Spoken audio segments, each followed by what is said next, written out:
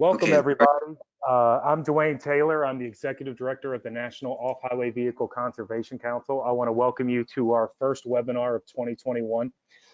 We were extremely delighted with the way the webinars went in 2020.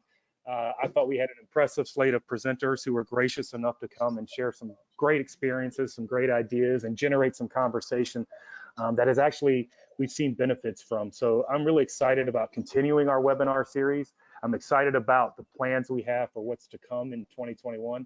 And mostly I'm excited about tonight because I think we have a topic that's going to be well received, and that the people signing up for it and the number of people who showed interest and sent in emails has been pretty strong. And we're thrilled that John's going to help us out with a topic that's near and dear to many people's hearts, and that's opening a new OHV park. And with the way things have been now, everybody wants to get outdoors more, and even those who live in urban areas. And now you're going to hear about a park that was opened up about 60 miles from Detroit. So we have a real opportunity here, and we can all build off of the success of the presentation you're about to hear.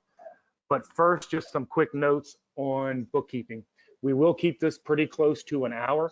There will be times for questions, but what we're asked is that anyone who has a question utilize the chat feature. At least on my screen, there's a box on the right-hand side, and there's an arrow that says next to a box that says chat. If you click on that, it will give you the opportunity to type something in.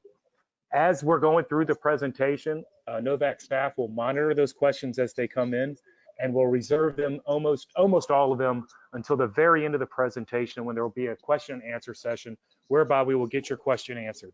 If there by chance there's a question that we can't answer or that John can't answer tonight, what we will do is we will get that answered and return to you in an email or something like that. Also want to note that this is being recorded and will be available on Novak's website as a recording in the next week or so, maybe sooner, depending on how quickly we can get it up. But again, I just want to welcome everybody.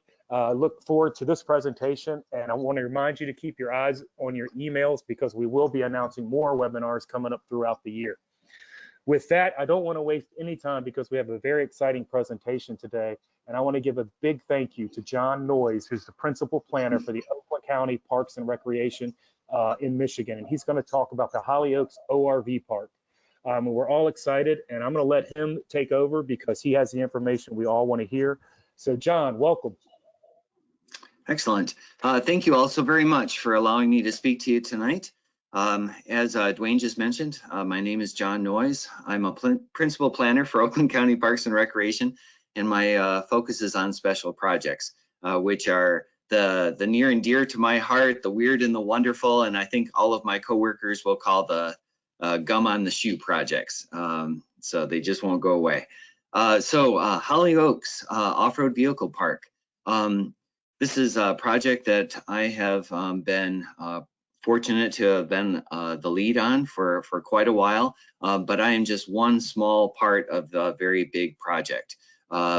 Jason Fleming with the Michigan Department of Natural Resources has been a total godsend from the DNR's side of things, and my supervisor, Melissa Prouse. Without the two of them kind of really doing all the hard work, none of this would have been possible. I was fortunate to be the one who spent most of his time bumming around with off-road guys and getting dirty. So I had the easy job, I think. So, okay, so Hollyoaks, as Dwayne just mentioned, this is a new off-road vehicle park. In Michigan, we don't use OHV, we do the ORV, so my apologies there. But this is a new park that was designed from the very get-go as a collaboration between Oakland County Parks and the state of Michigan. You see that the state of Michigan, really, I mean, they're responsible for off-road vehicle riding throughout the entire state. And a lot of that is done actually up north. There's over 6,000 miles of off-road vehicle trails for folks to enjoy. But as is the case in a lot of places, that's not where the bulk of the population lives. So, so there has been an interest on the DNR side to look to more investment closer to where the people live. And Oakland County Parks we were looking to come up with new and novel ways of meeting recreational needs of our residents. And so that was kind of how this all came together. So that idea is that the state of Michigan would own the park, but that it would be operated by Oakland County Parks. And then with that local operation, there's a little bit more local accountability. It was kind of the idea of getting going here. So yes, location. Oakland County, we are a pretty good size county as geography goes. And then we actually represent a good chunk of metropolitan Detroit area. So we're less than a 60-minute drive outside of downtown Detroit. So I believe that within 90-minute drive, you can actually get to about 2/3 of the population of the state of Michigan. So we were kind of prime placement, you know, to be able to attract folks to a new park. Oakland County also is in the unique position of having more licensed off-road vehicles than any other county in the state of Michigan, and no legal public place to ride. So we felt like all of the stars were sort of coming into alignment in terms of Oakland County being the one that the state would work with. You should also know that about every 10 years, the state of Michigan commissions a study on off-road vehicle recreation, where they have researchers that will essentially assess what opportunities are available, kind of what's the state of the industry, and where are there areas of unmet need. And then the state uses that information to essentially guide how access is being granted to state lands and how funding should be distributed through our various commissions in terms of doling out those dollars associated with our ORV stickers or our trail permits. So the state has known through those studies for a long time that that really there's a huge interest in getting riding areas closer to where the people live. The majority of the folks in Southeast Michigan will every weekend hop on I-75 and head north to take advantage of all of those trails that are on state lands. But that's often about a 3-hour drive for a lot of folks minimum before they can reach something where they can spend a fair amount of time. So the state has known that they've been interested in getting an off-road vehicle closer to where the people live, but previous efforts have ended in lawsuits, mainly because what they've tried to do is take existing state lands and open them up to ORV use. That runs into a lot of problems. One is with Pittman-Robertson funds. So those are federal dollars that are associated with the purchase of guns and ammunition. And a lot of those funds have gone to purchase recreational lands for hunting. And this ends up being one of the non-hunting related uses that can kind of coexist with hunting and fishing on these areas. But sometimes that runs afoul of the way that the Pittman-Robertson funds were used. So that limits the number of places that are available for potential conversion to off-road vehicle use. And then the other problem is neighbors. So in the past, because you were taking sort of an existing use and then transferring it to something else, you'd often get a lot of folks up in arms. And also people just in general tend to fear what they don't know. So a lot of those studies indicated that if the state was going to move forward with new recreational lands for off-road vehicle riding, that they should work with local units of government. That way there's more local accountability. Often there's a lot of sensitivity if they feel that everything is being managed out of our state capital, Lansing, rather than, I guess, where they might have the ear of a local politician, so to speak. So our folks were sort of down with this, this idea. Actually, I think that my second week on the job back in 2003 is when our manager of parks at that time, Dan Stencil, who later became our executive director, that he stopped by my desk and said, you know, we need to open up an off-road vehicle park. And I want it in a sand and gravel pit. There's no better place. But it took me about another 10 years to actually find a suitable spot. Actually, in 2008 was when we started to see some properties come on the market, depleted sand and gravel mines. And so we had brought it to our commission and said, you know, is this something that we can pursue? Our commission, being very pragmatic, said, sure, we think that that's a great idea. Just find somebody else to pay for it.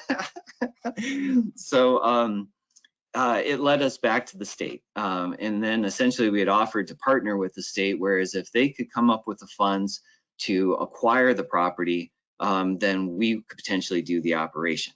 And again, everyone seemed to kind of buy into that, but we really didn't know anything about operating an off-road vehicle park. So essentially we had to go back to school. We contracted with Michigan State University, a professor named Dan McCole, and he put together probably one of the more comprehensive studies on ORV preferences or ORV owner preferences that's ever been done. There were actually over 3,000 respondents to the surveys that he had put out there, which allowed us to really kind of start to fine tune our understanding of who our potential customers were, what was the market, and how that market would change associated with proximity. So like the farther people were driving, how did that change their preferences in terms of what they were driving to or for?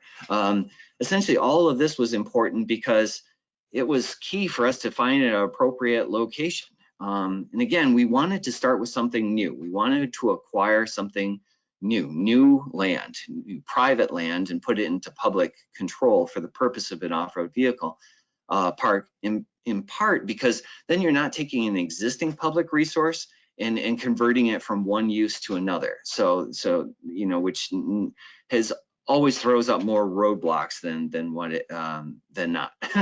So we started looking in northern Oakland County. It is the less populated parts of Oakland County, but primarily the reason why we were looking to the north was because that's where the sand and gravel mines were. Technically, they're considered brownfields here in Michigan, but they're areas that tend to be depressed, you know, sunken lower, literally below grade, and sound attenuation tends to be better in these sand and gravel pits. Plus, I don't know exactly what it's like in all parts of the country, but here in Michigan, sand and gravel pits are they're the forbidden fruit for every gearhead who's got a hand-me-down bike or a jacked up 4x4. Everyone wants to sneak in and play in what looks like the world's biggest sandbox. So we started in Oxford Township, and you know, we were trying to follow all the guidelines, and we were very transparent, and we had weeks of charrettes where we invited the general public in, and we had all of our ideas. There was up here in Oxford Township, there's a big chunk of property that was about 1,000 acres in size. It was the largest contiguous piece of property that was still for sale in Oakland County for potential redevelopment. It was a mine that had been excavated by the same family for over 100 years. It was just a really neat spot. And with a 1,000-acre parcel, we thought we could actually acquire about 900 acres of it, put a 200 to 300 acre off-road vehicle park in the center, and then surround it with a 600-acre buffer of other recreational uses. And that maybe that was the secret sauce that would kind of win folks over. We were very upfront, we were very transparent, and we said to the local folks as we were going through everything, not only do we want you to help us design this park, but we want you to help us design the test to see if it would be appropriate for your community.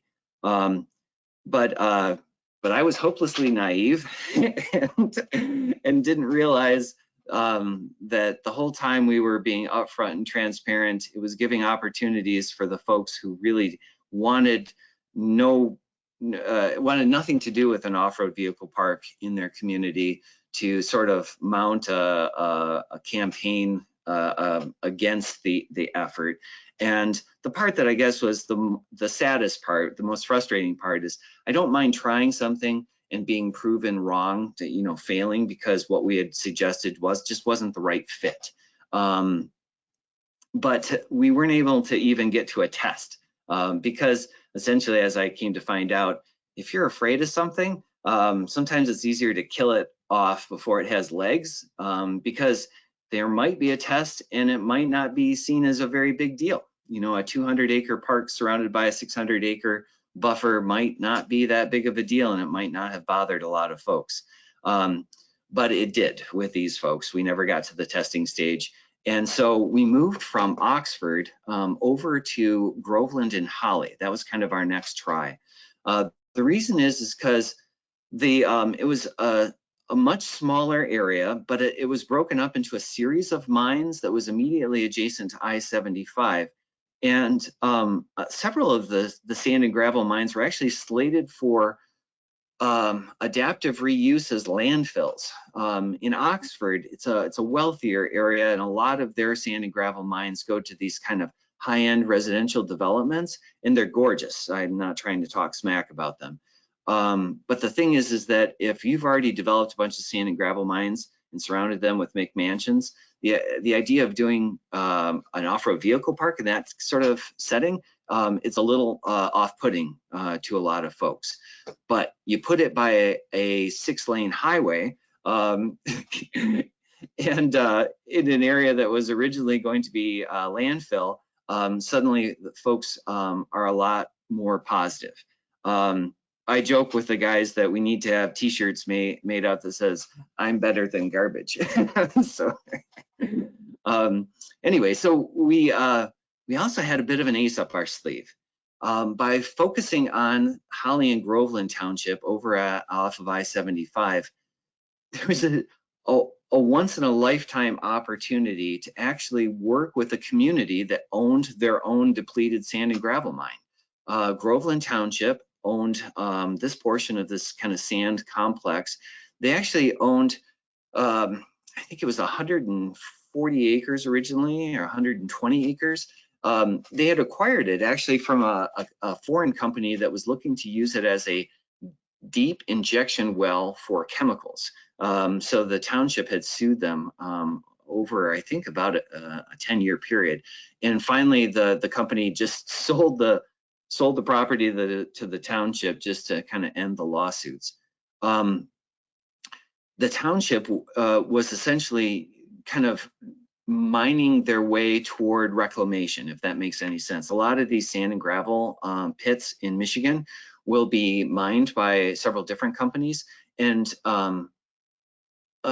unfortunately, too many of them go bankrupt or are sold before reclamation is finished. So this was a fairly badly neglected site, but the township has been extremely efficient in terms of using it, renting it out essentially to a company that was completing the mining process, and then using the royalties from that extraction and the material processing to essentially help keep taxes low for the township, which was awesome. It was a win-win for everybody. And the site was just getting improved by the day. So the neat thing about all of this is that because the township actually owned the land, and we were potentially interested in either leasing or purchasing the land, I could go to them in closed session. In Michigan, the way our laws work is that you can go to kind of a public body in closed session for, at least it's my understanding, that if it's an interest in real estate or an HR, human resources thing, like those are like the two exceptions that allow for things to kind of go into closed session. And the importance of this is, as I learned over in Oxford, is you really need to have the local elected officials be able to speak candidly, and often candidly in front of one another, about their real feelings about a new recreational facility, particularly something that has as many preconceived notions about it as off-road vehicles. And so by going to them in closed session, we could really kind of be frank with everybody and say, look, this is something that the state of Michigan and Oakland County Parks is interested in, but no one wants to force anything on anybody. If this is not something that you're not 100% behind, at least doing the testing of, then let's just not waste anyone's time. Let's not ruffle anyone's feathers. We were pleased that the response that we got was very, very positive. Cautious, but positive. Folks said, no, that sounds great. It's better than trash. Maybe this is the sort of thing that could really be an economic benefit to our community. So essentially what I asked for the folks to do was to give me a laundry list to say, if I was going to put together the ideal project for you, what would that ideal project look like? Give me a laundry list, give me a checklist that I could start to go down, so that when we propose something to you, I'm proposing what you want. Like in sales, right? You ask people what they want to buy, and then you make that for them. The other thing that we could do is we could ask them what a successful test would look like. And the interesting thing that caught us a little bit off guard was, is that, well, a successful test would be if nobody notices that you're even there. So that's what we did. We actually rented the sand and gravel mine that the township owned. We rented 35 acres of it, and we built a mini park. And what they said would be a successful test was if we could do sound testing before and during the event, both during the active mining processes that were still going on site and without it. If we could have 100 vehicles running simultaneously during the event, and no one complained, then they would allow us to essentially do another event where we look to double the size of the participation and actually invite the public to be a part of it. So this was a bit of a tricky situation to be in, because it's not easy to host a secret event, but the township really didn't want us to publicize that this was a rental of their site, mainly because if you're trying to find out if a sound is annoying to people, and if they know it's coming, chances are they're going to blame everything from the Harley that's going down the nearby Dixie Highway to the next door neighbor's lawnmower on the off-road park, and by darn it, they would never stand for such a thing if that was in their community. But sure enough, we were able to, and this is back in 2014, that we went ahead and we had we did the test. No one even noticed that we were there, and then we were allowed to do it again for the general public. The first one we did, we actually worked with clubs from northern Michigan, so they were actually from outside the area, and that actually helped us so that there wasn't a whole lot of gossiping that was going along, that we were actually putting this thing on. And and then we also actually involved the local politicians throughout the entire thing. We had them out on the site doing the development, doing the testing, doing the safety checks. So really, it was really participatory throughout the entire thing. Okay, so why was this such a big deal? So other than you want to be in the place that wants you there, the other thing is that essentially the grants that the state was going after required it. We had to have local resolutions in support of the project. And we were able to, with this support, complete the grant application and secure $2.9 million from the Michigan Natural Resources Trust Fund for acquisition on behalf of the state. The Michigan Natural Resources Trust Fund, those are royalties from oil and gas leasing on state property. So a fund was set up in order to kind of take the proceeds from a non-renewable resource and pump it back into renewable resources, the acquisition and development of recreational lands primarily. So the other thing is kind of neat, because the state of Michigan was the applicant, there was no requirement for local match. Okay, so 2.9 million was secured, but it did require that off-road vehicle recreation would take place at this site in perpetuity, which is actually music to the ears of the local folks because they wanted to prevent landfills. Okay, so then the next task fell to securing the actual property. We had identified 450 acres that were in land uses that were suitable for conversion for use as an off-road vehicle park. 2 mines were deemed the most critical to acquire for a total of 235 acres. And that was primarily because they were the ones that were had the highest likelihood of being converted to landfills. And so really the local folks said, if you don't get those 2 mines, we really don't want your park in our community. So anyway, so it took some significant relationship building to work with the folks to actually get them to agree on the land, especially when a lot of the the local mining companies very family oriented, but don't necessarily like each other. So at the time that we were trying to secure a willing sellers as part of the park, the county and the state were actually trying to secure an agreement between the two of them. In the end, a 25-year concessionaire agreement was kind of agreed upon with an annual review and really an anything goes out clause. The only really kind of devil's bargain as part of that was that each entity would sort of reimburse the other for development costs that had occurred on the site if we back out too early. And then overall, the idea was that the state would utilize grant funds to do the acquisition and assist us with development. And then the operational expenses would be on us, but the operational losses would be split for the first 3 years, with a strong emphasis on making sure there were no operational losses. So, okay, so the art of the devil's bargain. As you all have probably found out, nothing is ever quite as simple as what it seems right out of the gate. It's like a puzzle. You know, you move one piece and everything else somehow has to get moved along the way. Everyone involved in this project had colorful personalities. The southern portion of the site, this lower mine operator, his thing was that he was only going to sell if he had the opportunity to stockpile material and then sell that for up to a year after the property was sold to the state. The property to the north, that mine operator, what they secured was a 5-year lease agreement. We realized that very quickly that 113 acres, which is kind of the half of the size, the part that would be available first for us to actually use as an operating park, was so small, such a tight footprint that if we wanted to have folks coming from around the Detroit area, we didn't even have room for parking, let alone I didn't have money to pay for parking because we were relying on grant funds to do the development.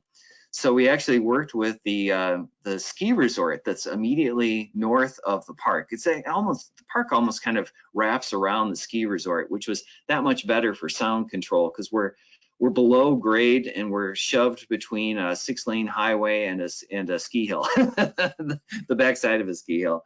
In the end, we were able to lease the asphalt and grass parking from the ski resort to augment our summer peak season, which was awesome because that allowed us room for trailers and it just takes up a lot of room. But here's where some of the devil's bargains come in. The ski resort is looking for a land swap with the state of Michigan to allow them an additional ski run. And so in order to facilitate an additional ski run, we had to get the mining company to change their mining plan. So, and on and on and on. Okay, so let's see. Oh yes, guiding principles. So when we started with this whole thing, back when we did the MSU study, very early on, we realized the importance of working with volunteers. The MSU study put us in touch with just some incredible people, very seasoned riders who've been all over the United States, Canada, Mexico, really seeking out the best of the best experiences with all vehicle types, the full-size trucks to motorcycles and just everything. By us working through the folks at MSU, we built contacts, and that's where I have been able to kind of bum around these guys and see that kind of the good, the bad, and the ugly for so long. But again, our devil's bargain with everyone was that we were going to be upfront and really kind of involve them throughout the entire process. So through all of those devil's bargains, it was important to remember that there was almost like guiding principles, a relationship that we had, unwritten rules really, that we could kind of keep going back to so that that trust was always there. So again, what we had come up with early on was that grant funds were going to pay for the acquisition and infrastructure, daily vehicle passes were going to pay for park operations and maintenance. Corporate rental fees, we're going to subsidize daily vehicle passes. Corporate sponsorships, we're going to pay for ORV feature development, and volunteer services and donations would be that secret sauce that kind of brings everything together. It was important to kind of go back to these things because as we were trying to make a budget that could be in the black, we had to do things like potentially reach out to corporate sponsors to come up with the funds to do things like essentially keep the daily rates low. The state of Michigan really wanted us to have a daily entry fee of $15. Whereas when we did our budget calculations, we couldn't figure out a way to actually operate the park for under $25. Well, corporate rentals kind of helps us make up the difference. It allows us to essentially subsidize those rates and make sure that the park is available to as many people as possible. The cool thing about all of this is that when we do approach things a little wide-eyed, naive, and looking for the kindness of strangers, folks tend to reciprocate. I can't believe the outpouring of support. Even the crazy old guy you saw in the picture with me, the one who sold us the lower half of the park, he was 90 years old when that picture was taken, and everyone told me you're not going to get this guy to sell you his property because he's just that kind of guy. He won't do it out of spite. But it only took one meeting with him before he kind of rolled back on his heels and said, this is exactly what this community needs. I'm going to build you a park. And we were like, no, no, no. we don't know what you're going to do. But in the end, what he did was he paid 3 guys and for almost 18 months before we took over the site to essentially go and build features that could start to be used right out of the get-go. And of course, the ski resort stepped up and the volunteers were amazing. So one of the things that we did with the volunteers, and that was that last slide when we said we got the volunteers to throw a few parties, there was about a 1-year gap between when the state of Michigan acquired the property and we took over operations of the property.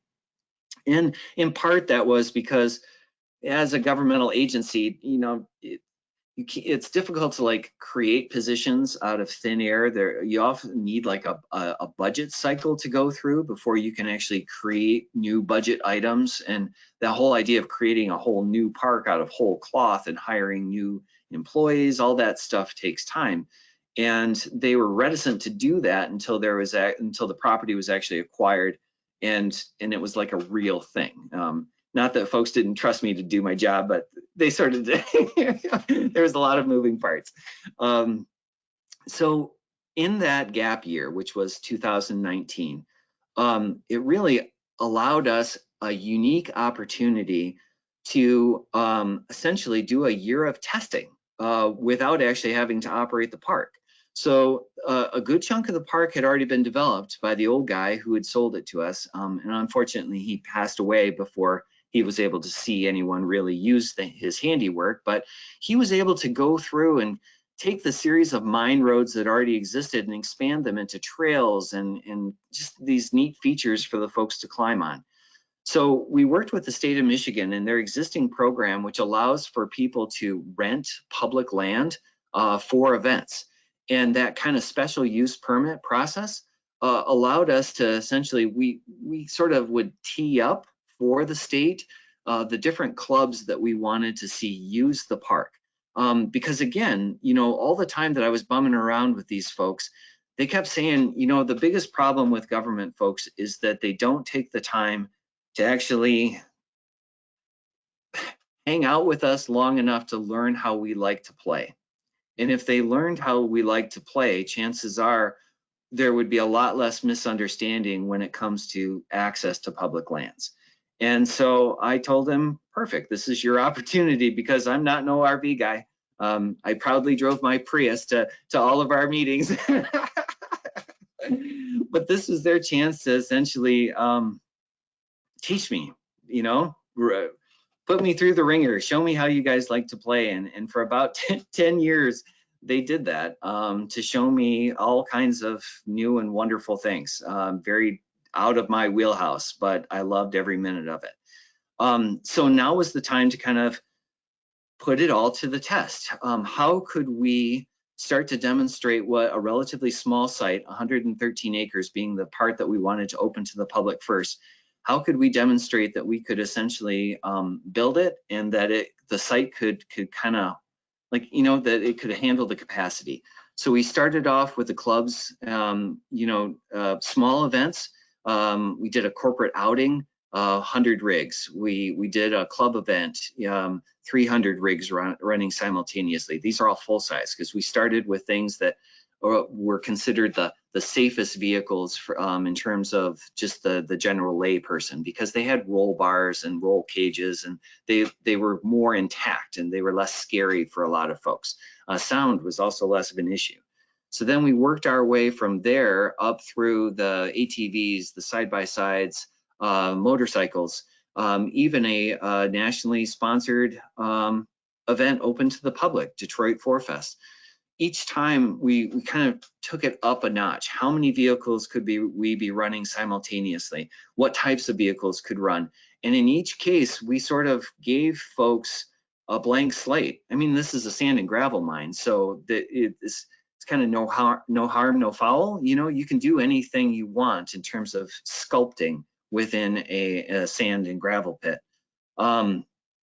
So each group was allowed to bring in equipment to essentially make changes to the layout, to put up their own signage, to really show us how they like to play. And what we did is we documented all aspects of that. We flew drones, we took pictures, we did GIS overlay maps, so that we could then kind of see what things could people potentially use in common, what things did they want to use differently, because at the end of the day, our devil's bargain with the state was that this park was going to be open to all vehicle types. So so I had sort of recruited a council of elders. They don't like me calling them that, but folks who are very seasoned riders, seasoned drivers, and folks who are definitely coming at things at a different perspective. You know, when you're in the upper echelons of a particular vehicle sport, whether that be motorcycles and rock crawlers, you know, you've kind of diverged in terms of the areas that you personally have sought out. But I figured if anyone was going to be a critic, those folks were going to be a critic because they've seen the best of the best. And if we could get them to kind of help us take this site, which is definitely not the best of the best, and make the best use of it, that would be a good place to start. And they've done a really good job of kind of scrutinizing those overlays to see where there is the potential of shared use. We also were able to get them to form a nonprofit group, because it turns out that these are not only the most seasoned, but they are definitely the most dedicated. And they also happen to be the folks who are the head of a business, or their buddy is, or they're worked their way up within these different companies. They're the head of engineering. They're, you know, they know folks. So they were able to parlay resources. They were able to actually get out there swinging hammers and help us get stuff done at the park. Again, all of which was critical, because part of the other devil's bargain that I haven't mentioned is that everyone said that we weren't supposed to spend tax dollars on this park because it was sort of kind of a special use sort of gig. So again, we were looking for grants to pay for development, you know, and those daily use fees to pay for operations. Everything else, we were going to have to figure out a different way of doing it. Oh, and then those guys, because they bum around and they've kind of driven the best of the best, they also know the people who often have built the best of the best. These are competitive racers, they're track builders, they're obstacle feature, they're explorers, they're folks who they have developed a personal relationship with. And so when we get an opportunity, for example, to build a shotcrete feature that duplicates some of the features out in Moab, the guy who can build that stuff is just a phone call away. And he's like, yep, you know, tell me when you need me to be there and I'll do it. And it's only because of those personal relationships that we have been able to take advantage of because of our close relationship with those volunteers. So anyway, so that took us through 2019, and I thought that we might just be able to squeak it out. And then along came COVID. And everything just sort of went to hell in a handbasket. We were locked out of damn near everything. So we, our volunteer things were put on hold, staff was put on hold, our contracts were put on hold, everything. And then all of our state funding, because again, we were relying on grants, all of that was frozen too because of the state's response to COVID. They were trying to figure out how they were going to cover their costs too. So even grants were kind of were froze until folks could kind of figure things out. The silver lining though was that we had pretty much an off-road vehicle park that was pretty much ready to go. It was just still rough around the edges. We admit even the day we opened, we weren't ready for prime time, but we were a good part of the way there and no one was using it. And so with the lockdowns and such, we actually secured the Bronco launch. A lot of the higher ups at Ford couldn't leave the state.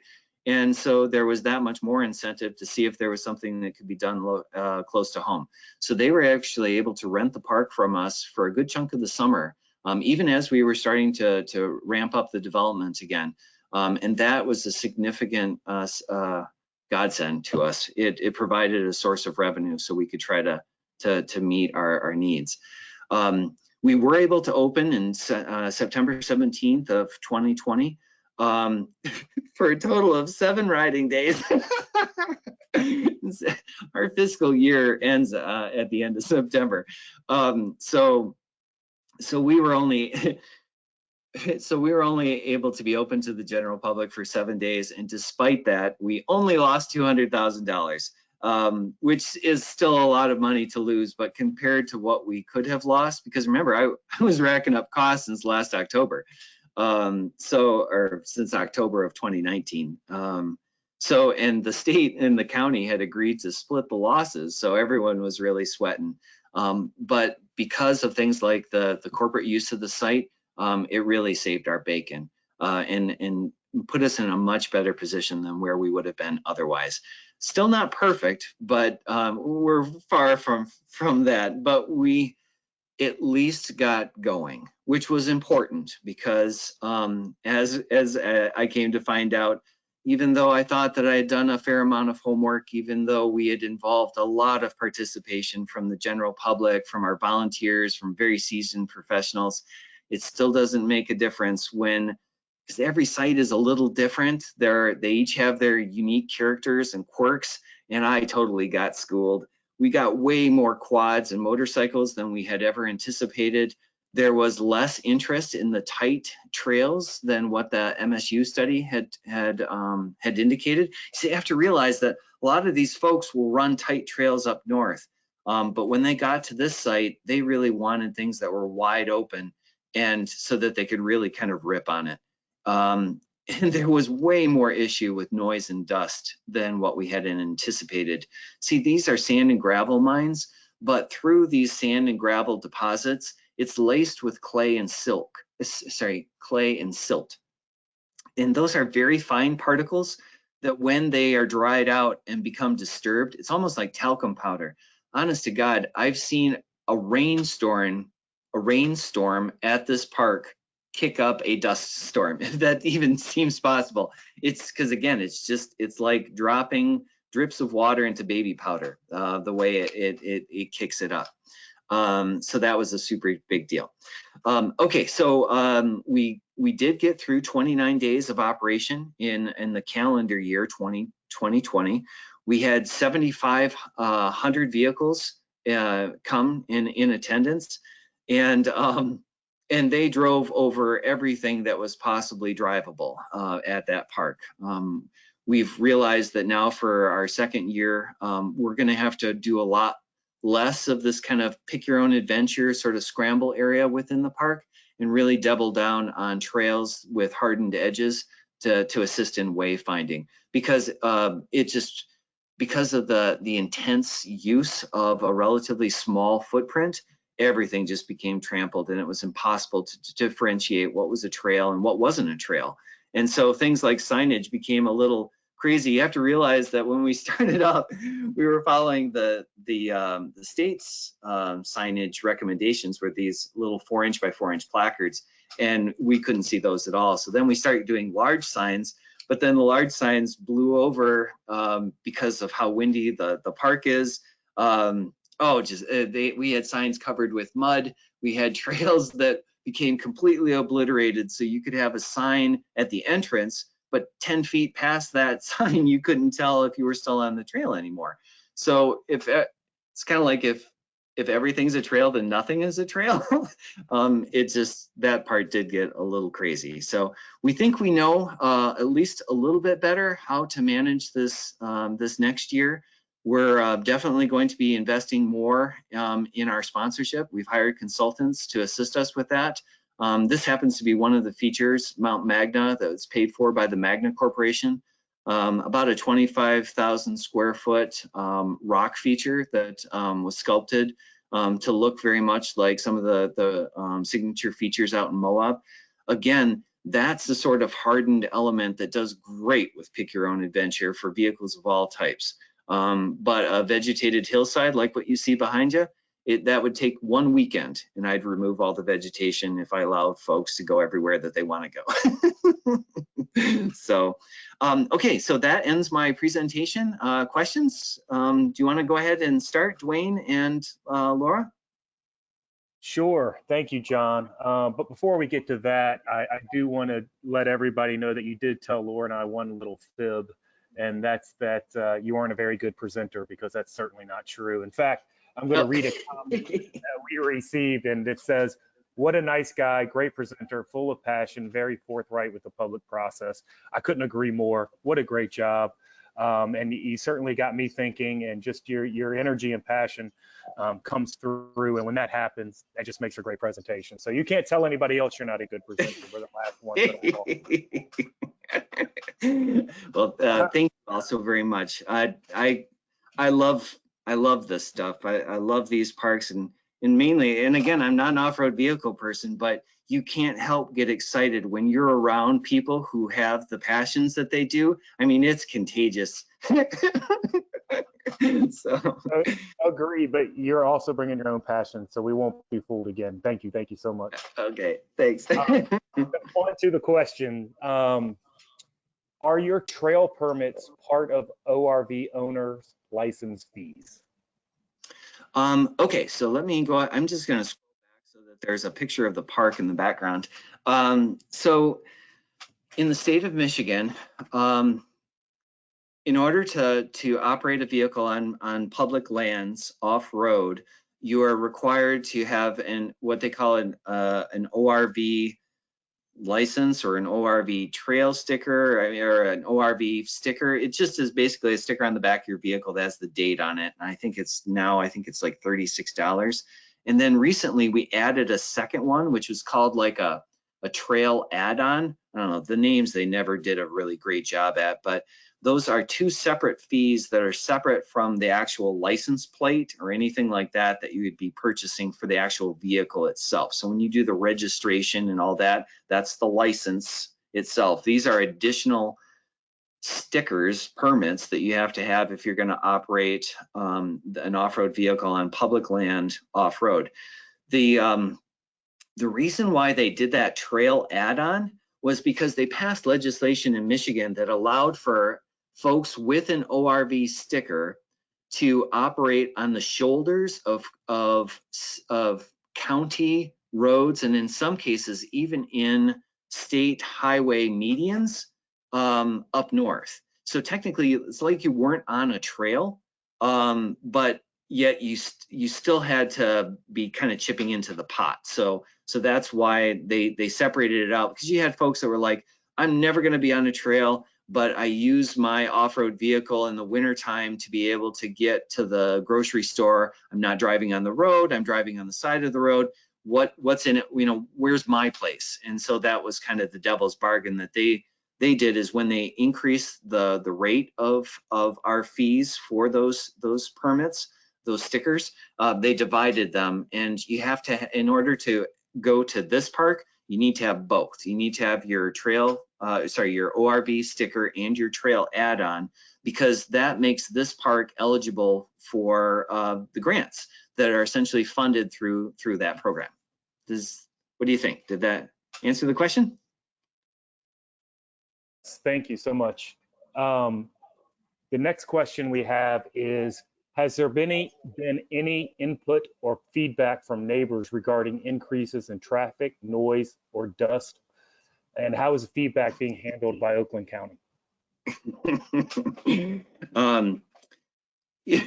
I couldn't stop the feedback if I tried.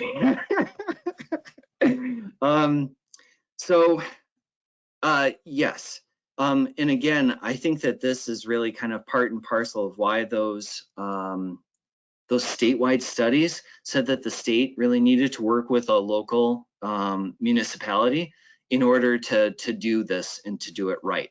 Because quite literally, the township supervisor has my cell phone number, and he'll get a call from his resident, and then he'll call me. So that there's accountability. So our biggest problem is that, and you guys can see the park here. So I-75 is over here, and like straight up, the ambient noise on this side of the park from the from the highway is almost 100 decibels. So it's actually in excess of what any of the local zoning requirements are. And any of the times that we've had folks operating in the park, we've never been in excess of the legal limits as it relates to zoning. So like this is zoned so that like, I think we can't be above 83 decibels at the property line, and we've never been above that. But as everybody knows, like there's a difference between what's legally allowable and what's just annoying. And sometimes it's not even the volume, it's just the, like, if you're aware of it, like just north of us here is that ski resort, and their snowmaking equipment makes a hell of a noise, but folks are kind of used to it. So it's like white noise, and it's in the wintertime, so you sort of tune it out. But boy, that was different. And I tell you, we set ourselves up for failure. We didn't have enough money to actually develop the parking area over here on the east side as we wanted to. We sort of left it as it was left by the previous owner, and we just put down asphalt millings, which was great because that does a pretty good job of absorbing sound. But I wasn't able to build my berm that I wanted along Dixie Highway because I didn't have the money for it. And everybody was like, oh, it's going to be okay, it's going to be okay. Everybody knows that you're just getting going, and you know there might be some complaints this first. Nope, don't ever let anyone tell you that. You need to really be bulletproof on day one. Because we didn't have good sound control, we thought we were doing right by everybody by having the larger vehicles with the more complete exhaust systems, the Jeeps and the side-by-sides unloading up here at Mount Holly. And we had all the ATVs and the motorcycles unload down here and park at the Ledge parking lot. The idea is, because right across the street is actually a county park that is natural area. So like who could you bother when you're there? But the problem is that any motorcycle that's unloading, you know, the first thing they're going to do is start up, rev the engine, warm things up. And again, that's no knock again. That's just the way that it is. But that sound just traveled immediately right across the county park. And so all the complaints we get are associated with the prevailing winds. And it's mainly from the subdivision that's on the opposite side, maybe about a mile away. And again, you can hardly detect it with a sound meter when you're at their property. It, like the leaves rustling, produces more noise, but see, it's a different sound than what they're used to. And this is where the other problem that we ran into. We had sort of again made a bit of a devil's bargain with everybody that said that we were going to operate this just like the state of Michigan operates other major facilities like Silver Lake Sand Dunes, which meant that we were going to do sound testing randomly on vehicles as they enter the park. But that has to actually be done by really a methodology that was set up by testing engineers, and I believe Novak participated in that development. So they identify, there's actually a little book that identifies the RPMs that each vehicle has to be at, each type of vehicle, and the distance from the tailpipe, the angle from the tailpipe, all that kind of stuff. And we didn't do that. We were woefully unprepared. Our staff was not trained. We didn't have the right equipment. We just had no idea what we were doing. And so we had a lot of vehicles that really should not have been operating in the park. And we kind of equate a lot of that, a lot of the complaints that we heard to that. Now, fortunately, the local community, the township supervisor, he's given us a little leeway, and he said to folks, you know, cut them a little slack as they work through the kinks. Well, that's officially ended. So now he said, I got to fix it all before April 1st. So I don't know if that answered all of that question, but I try to give you a background. Yeah, great job. And in your discussion with several of these questions, answers to some of the questions. We're going to keep this pretty close to, I'm going to ask you one final question, and we'll sign off. We'll try to get answers to everybody who submitted questions, get them. So the last question is, how are trails designated for the various groups, e.g. full-size trucks, small motorcycles? How do you have those uses? Okay, so so the short answer is, and this is something that the folks helped us come up with, the bumper sticker answer is, if you fit, you run. One of the things that we learned early on was that a lot of the conflict was dealing with essentially when you got smaller vehicles that were wanting to go faster, and you got larger vehicles that were sort of joining them in the fun, and they just were not able to do the same sort of thing. And that sort of conflict associated with the experience that folks were trying to have. So rather than segregating by vehicles, the way that we chose to do the park on this first get-go is to actually segregate by experiences.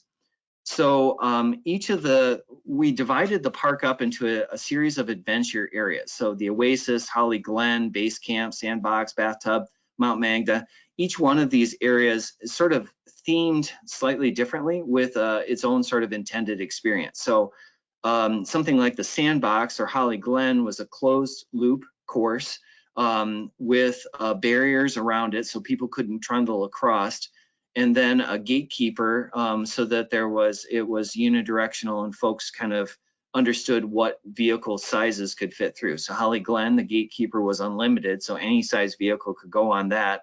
The Sandbox was limited first to only motorcycles, and then we opened it up to motorcycles, ATVs, and side-by-sides.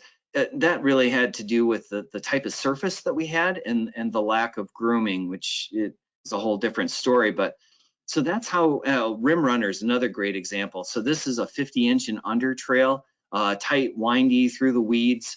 So there's a gatekeeper, and that way it just made it simple. If you can literally run your rig through the entrance gate, then you can run. Now it does mean though, and again, this is part of the devil's bargain, if you fit, so does everybody else who fit too. You know, they're going to be on the trail too. So the endurance trail, for example, that goes around, the endurance trail is open to all vehicle sizes. So if you're a smaller vehicle like a motorcycle or an ATV and you're on that trail, you can't really get upset if there's a larger vehicle along with you because you didn't go through a skinny gatekeeper. So far, for the most part, that has been working out well. I'll tell you where we got schooled though. The motorcycles loved working the terrain up here at the entrance. And of all of the vehicles, the motorcycles and the ATVs sort of had the most issues with sound and kicked up the most dust. But I think actually a large part of that was just the sheer numbers that arose. So that was a lesson learned, you know, because they just sort of overwhelmed the area, mainly because there just wasn't enough fun stuff for them to play on further in the back. And if you don't create the fun that somebody wants, chances are they're going to make it. So this area over here by the schoolyard, there's a portion of the endurance trail that went over some rollers. And the original intent, when the old guy who sold us the property, when he put those in, he just wanted something so that people would sort of meander over, but the motorcycles would fly and they would like double jump over the top of them, which was like spectacular to see, but didn't fit really well with multiple users using that area. They also ended up cutting through the schoolyard and making it a loop so they could sort of make their own track, which again, if anyone has seen people who have kind of snuck into a gravel pit, that's sort of what folks do. You know, you make your own fun. So into this next year, we're going to do a lot more in terms of hardening the edges of trails, doubling down on our gatekeepers, and then really expanding the number of areas that are limited to the smaller vehicles, the motorcycles and the ATVs, because there's just a way of riding that's just different than what the full-size guys do. And so the sandbox is being converted to motorcycle and ATV only. The bathtub, we just converted that one to ATV and motorcycle only. So it's definitely a learning process. Oh, and so I'm done. Awesome. No, thank you. That's such great conversation that you're giving us all this information. And you know, so many of us want to jealously guard what we do and say we got it right and everything was perfect. And we all know that nothing's perfect. And the fact that you've got people showing up and you're trying to manage them and you're trying to provide opportunities. I mean, it's music to everybody, everybody's ears on this call, that when you say, well, we had the motorcyclists up front because we didn't provide enough opportunity in the back. And the fact that you see that is it's just really, really heartwarming to some of us who we don't always see that from land managers. So that's just really cool. Also, really enjoyed your presentation. What a great job. I hope this inspires participants on this webinar to realize that you can have a dream of a park, that they can be in areas that are close to urban centers, and that they can provide for opportunities for all sorts of OHV uses. You know, here at Novak, we're a big believer in rise and tide lifts all boats, and if we can support everybody who wants to use a vehicle to get on either public or private lands or a park, that's the way forward. So I just want to once again say thank you. Really appreciate your forthrightness and your honesty, and it's just been a great webinar. And I think we have Novak's chairman Dan Clean on, and if he's here and would like to say a word or two, I'll turn it over to him before closing. Dan, are you on? Thanks, Dwayne. John, appreciate you very much sharing all the information with us tonight.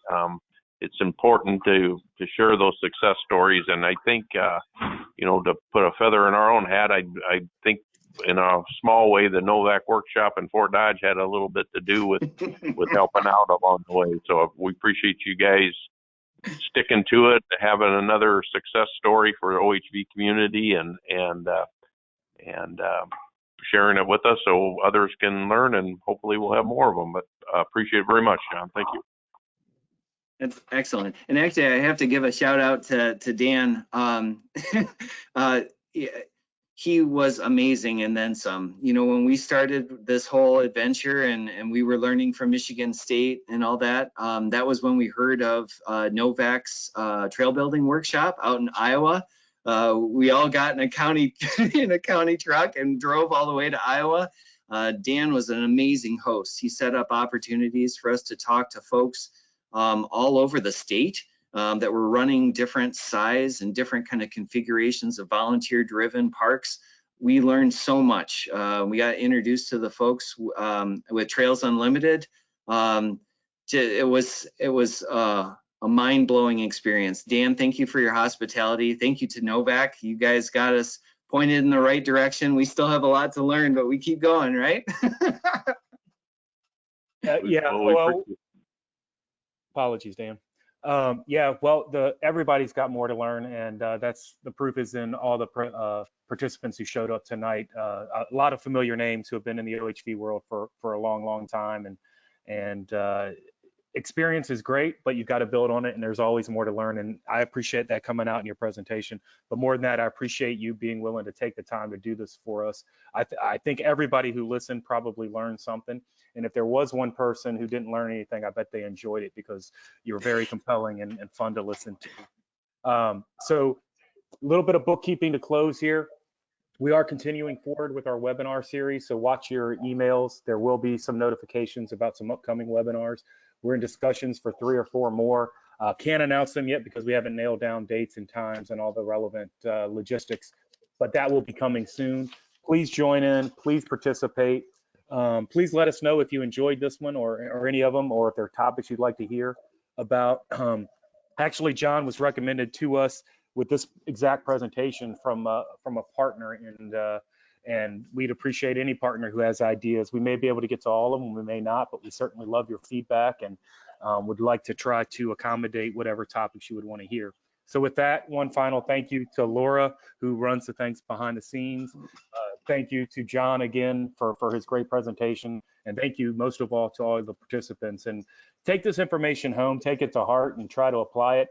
And I suspect John, with all his passion, would be willing to engage in conversations and answer questions directly, should you have any. So if you need to get in touch with him, let us know and we'll make that happen as well. So with that, this recorded version will be available in the next few days. Look for that if you need it, or if you'd like to use this presentation to show your club members or other people, or if you're a land manager and want to show your bosses at home how this might be able to work in your state or your area. Last time, thanks, John. Thank you, everyone, and we'll sign off. Okay, thanks. Bye. Take care, everybody. Thanks, John.